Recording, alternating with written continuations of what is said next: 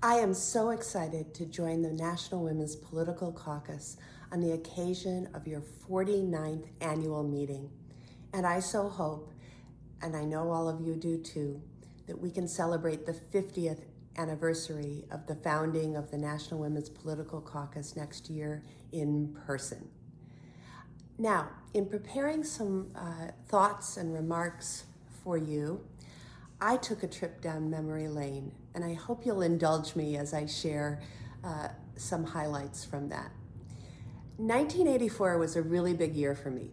I graduated from college, I moved back to my hometown, and I got this great internship at the governor's office in Wisconsin, working on the issue of pay equity for women.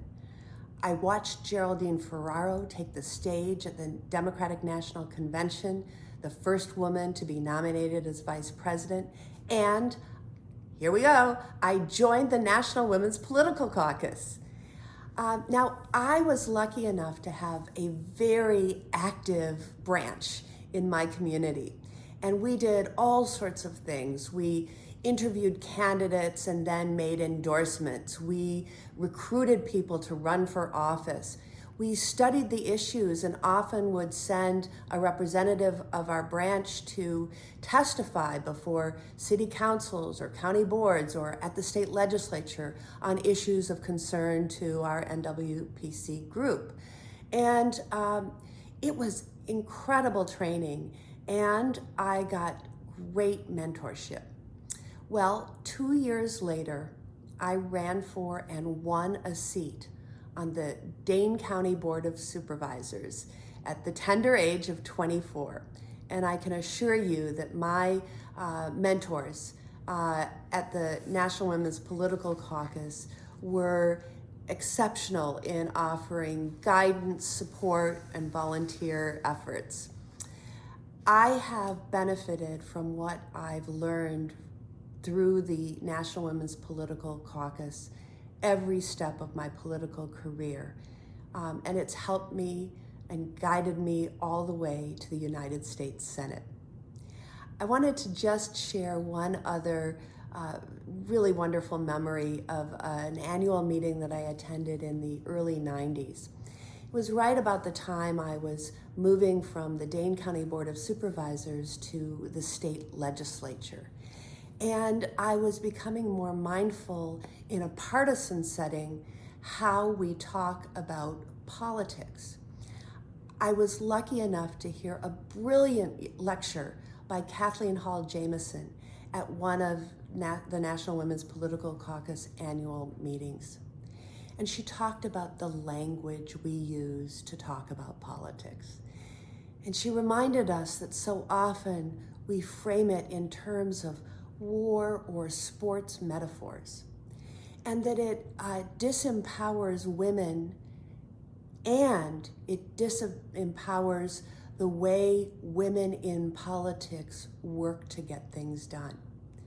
By way of example, I think I'm stealing her, Kathleen Hall Jamieson's example here, but the expectation that in a debate, a woman candidate land a knockout punch or hit it out of the ballpark, that's pretty high a bar for any human being, but it's particularly disempowering when we talk about women candidates.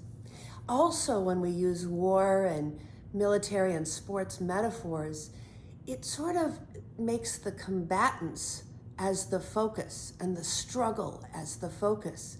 And it leaves everyone else out as spectators, not participants. But we as women tend, and I see this in most of my female colleagues, tend to take an approach that is much more collaborative.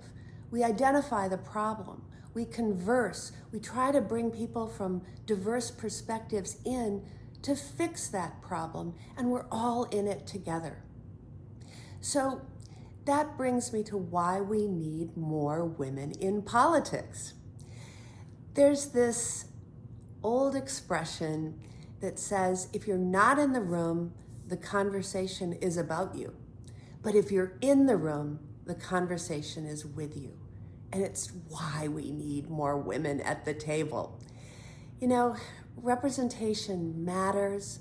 It is better when our state legislatures and governing bodies reflect America.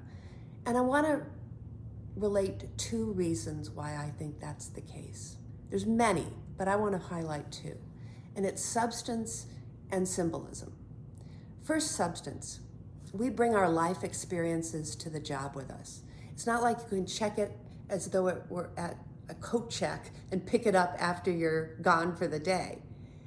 Our life experiences are all with us. And as women in the political arena, it informs our conversations, it informs our debates, it informs our policies and our priorities, and ultimately how we cast our votes. And conversations are different when we're a part of them. We shape a reality that's different if there were only men in the room. So that brings me to symbolism.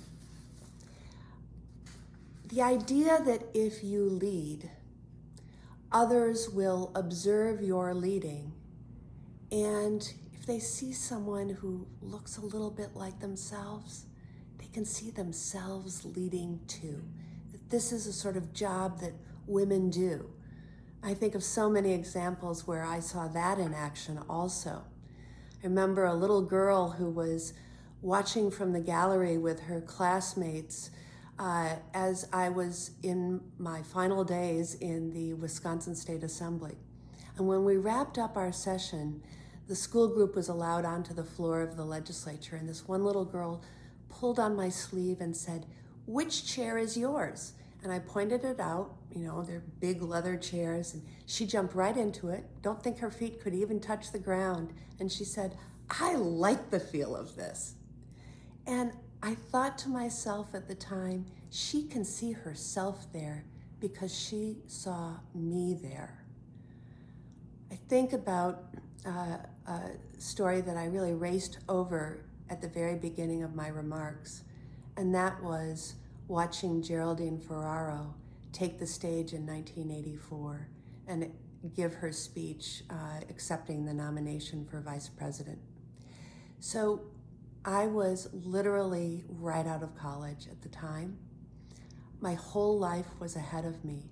I knew I was interested in public policy and public service, and watching her that night, I remember how I felt. I felt like I could aspire to anything. There were no limits.